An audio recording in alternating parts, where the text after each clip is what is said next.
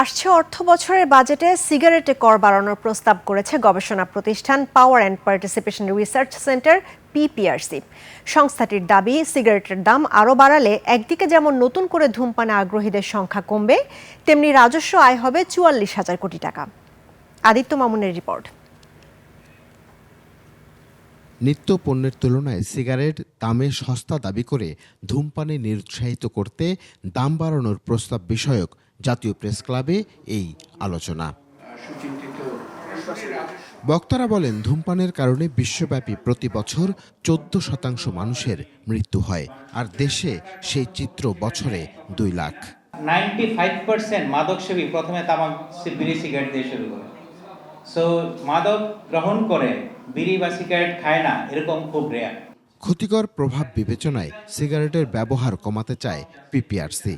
আমরা যেটা প্রস্তাব করছি ৬০ এবং ৮০ টাকাটা মার্চ করে, মানে নিম্ন মধ্যস্তর বলে আলাদা কোনো স্তর থাকবে না, এটা একটা স্তর হবে, এটার দাম হবে ১০০ টাকা। এই ১০০ টাকা মানে প্রতি শলাকা ১০ টাকার নিচে কোনো বাংলাদেশে সিগারেট পাওয়া যাবে না। এবং এই ১০ টাকার ভিতরে ৪ টাকা সুনির্দিষ্ট কর, যেটা স্পেসিফিক ট্যাক্স থাকবে। বছরে ৫ লাখ প্রাপ্তবয়স্ক ও ৪ লাখ নতুন ধূমপায়ীদের নিরুৎসাহিত করতেও দাম বৃদ্ধি জরুরি বলে জানানো হয়। কর নীতি নিয়ে আলোচনা কেন হচ্ছে? কারণ কর নীতির বিষয়টা হচ্ছে তামাক নিয়ন্ত্রণ, সেটা হচ্ছে প্রেক্ষিতটা। এবং তামাক নিয়ন্ত্রণের দুইটা পাথওয়ে, একটা হচ্ছে আইন আর একটা হচ্ছে কর নীতি। দাম বাড়ানো হলে প্রতি বছর অতিরিক্ত ৪৪,০০০ কোটি টাকা রাজস্ব আয় করা সম্ভব। অবশ্যই আমাদের রাজস্ব আজকে বাংলাদেশের যেই কঠিন অবস্থার মধ্যে আছে, জ্বালানি সংকট ইত্যাদিতে, রাজস্ব আহরণ খুবই জরুরি একটা বিষয়। সেই রাজস্ব আহরণটা একমাত্রিক কোনো বিষয় নয়। রাজস্ব আহরণের মাধ্যমে আমরা সমাজকে নানা ধরনের সিগন্যাল দিচ্ছি।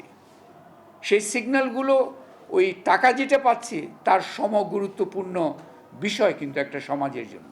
বাংলাদেশে কম দামে সিগারেট বিক্রির কারণে ১,৮৫,০০০ তরুণের অকাল মৃত্যু ঘটে বলে জানানো হয় অনুষ্ঠানে। খেলা ছলে দেখি না, একটা খেয়ে দেখি। আদিত্য মামুন, ২১শে টেলিভিশন, ঢাকা।